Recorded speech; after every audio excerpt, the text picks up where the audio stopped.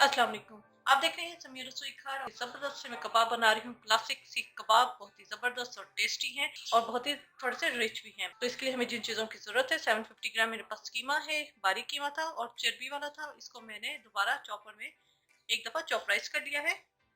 Half tea spoon सुरख मिर्चों का powder है, 1 टीस्पून नमक है, हाफ टी स्पून गरम मसाला पाउडर है, 2 से 3 टेबल स्पून चॉप्ड अदरक लहसुन है, 2 टेबल स्पून बेसन है भुना हुआ, हाफ कप धनिया है, इसे मैंने चॉप कर लिया है। 3 से 4 टेबल स्पून हरी मिर्चें हैं, इसे भी मैंने चॉप कर ली हैं। हाफ कप पुदीना है, इसे भी चॉप कर लिया है।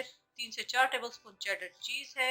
1 से 2 अंडे जाएंगे। इसके अलावा यहाँ पर प्याज मैंने चॉप कर ली है, 2 मीडियम प्याज ली थी, इन्हें मैंने चॉप कर लिया है और इसका पानी मैंने अच्छी तरीके से निचोड़ लिया है।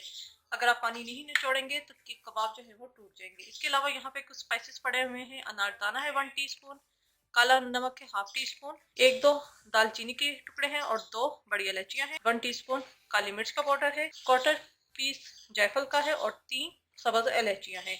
इन 6 मसालों को हम अलग पीस लेंगे। तो ये स्टार्ट करते हैं। कीमे के अंदर हम स्पाइसेस ऐड कर देंगे। सुरख मिर्च का पाउडर, नमक टू टेस्ट हम डालेंगे क्योंकि जो मसाला हमने पीसना है उसके अंदर भी नमक होगा, तो हम बाद में चेक कर लेंगे। और चेडर चीज जो डालेंगे उसके अंदर भी नमक है। पुदीना, हरी मिर्चें, प्याज,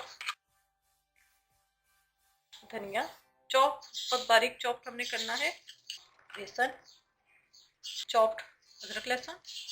इसके अंदर हम डाल देंगे एक अंडा। पहले हम एक डालेंगे, उसके बाद हम चेक कर लेंगे, फिर दूसरा डालेंगे। एक साथ हमने दोनों अंडे नहीं डालने। पहले मैं इसे अच्छी तरह मिक्स कर लूंगी।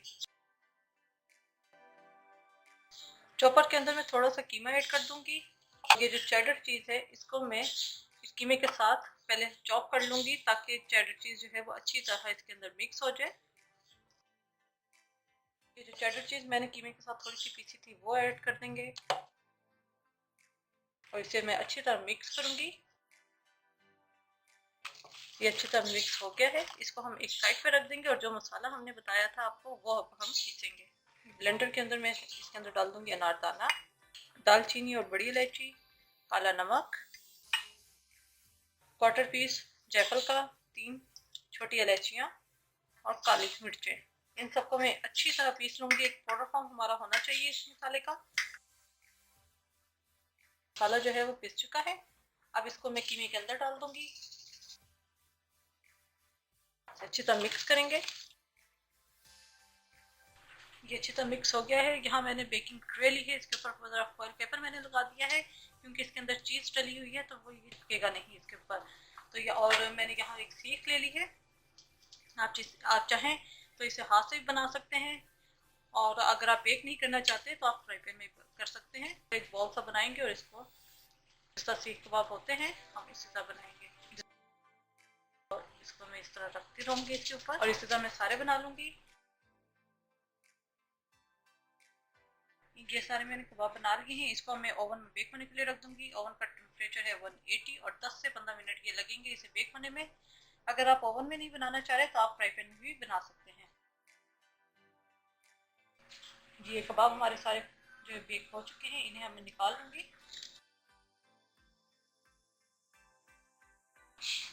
बेहतरीन से क्लासिक कबाब हमारे तैयार है। उम्मीद है आपको रेसिपी पसंद आई होगी। इसको मैंने साथ सीख कबाब की चटनी के साथ सर्व किया है।